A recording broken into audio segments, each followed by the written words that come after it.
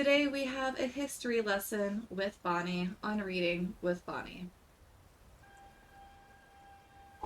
A Brief History of the Empire, Part 1, by Stronach Cathoj III, Imperial Historian. Before the rule of Tiber Septim, all Tamriel was in chaos. The poet Chizisis called that period of continuous unrest days and nights of blood and venom.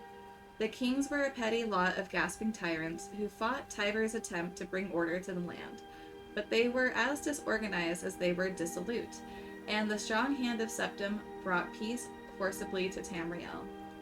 The year was 2E 896. The following year, the emperor declared the beginning of a new era. Thus began the Third Area year Ot.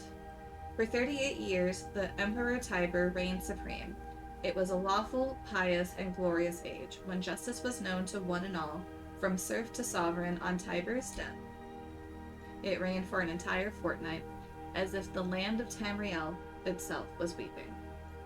The emperor's grandson, Pelagius, came to the throne. Though his reign was short, he was as strong and resolute as his father had been, and Tamriel could have enjoyed a continuation of the Golden Age. Alas, an unknown enemy of the Septim family hired that accursed organization of cutthroats, the Dark Brotherhood, to kill the Emperor Pelagius I, as he knelt at prayer at the Temple of the One in the Imperial City. Pelagius I's reign lasted less than 3 years. Pelagius had no living children, so the crown imperial passed to his first cousin, the daughter of Tiber's brother, Agnorith Kintira, former queen of Silvanar, assumed the throne as Kintira I. Her reign was blessed with prosperity and good harvest, and she herself was an avid patroness of the art, music, and dance. Kintira's son was crowned after her death, the first emperor of Tamriel to use the imperial name Uriel. Uriel I was the great lawmaker of the Septim dynasty, and a promoter of independent organizations and guilds. Under his kind but firm hand, the Fighters Guild and the Mages Guild increased in prominence throughout Tamriel.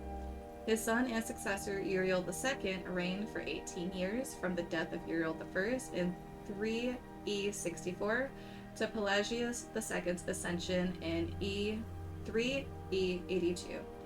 Tragically, the rule of Uriel II was cursed with blights, plagues, and insurrections. The tenderness he inherited from his father did not serve Tamriel well, and little justice was done. Pelagius II inherited not only the throne from his father, but the debt from the latter's poor financial and judicial management. Pelagius dismissed all of the elder council and allowed only those willing to pay great sums to resume their seats. He encouraged similar acts among his vassals, the kings of Tamriel, and by the end of his 17-year reign, Tamriel had returned to prosperity. His critics, however, have suggested that any advisor possessed of wisdom, but not of gold, had been summarily ousted by Pelagius. This may have led to some of the troubles his son Antiochus faced when he in turn became emperor. Antiochus was certainly one of the more flamboyant members of the usually austere Septim family. He had numerous mistresses and nearly as many wives, and was renowned for the grandeur of his dress and his high good humor. Unfortunately, his reign was rife with civil war, surpassing even that of his grandfather Uriel II.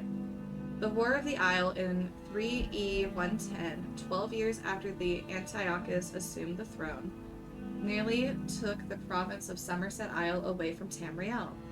The united alliance of the kings of Somerset and Antiochus only managed to defeat King Orgum of the island kingdom of Pyandinia due to a freak storm. Legend credits the Sigic Order of the Isle of Artaeum with the sorcery behind the tempest. The story of Kenitra II, heiress to her father Antiochus' throne, is certainly one of the saddest tales in imperial history. Her first cousin, Uriel, son of Queen Pometa of Solitude, accused Kenitra of being a bastard, alluding to the infamous decadence of the imperial city during her father's reign. When this accusation failed to stop her coronation, Uriel bought the support of several disgruntled kings of High Rock, Skyrim, and Morrowind, and with King Pomeda's assistance, with Queen, whoopsies, Pomeda's assistance, he coordinated 3 attacks on the Septim Empire. The first attack occurred in the Iliac Bay region, which separates High Rock and Hammerfell. Kenitra's entourage was massacred, and the Empress taken captive. For 2 years, Kenitra II languished in an imperial prison believed to be somewhere in Glen Point or Glen Morel, before she was slain in her cell under mysterious circumstances.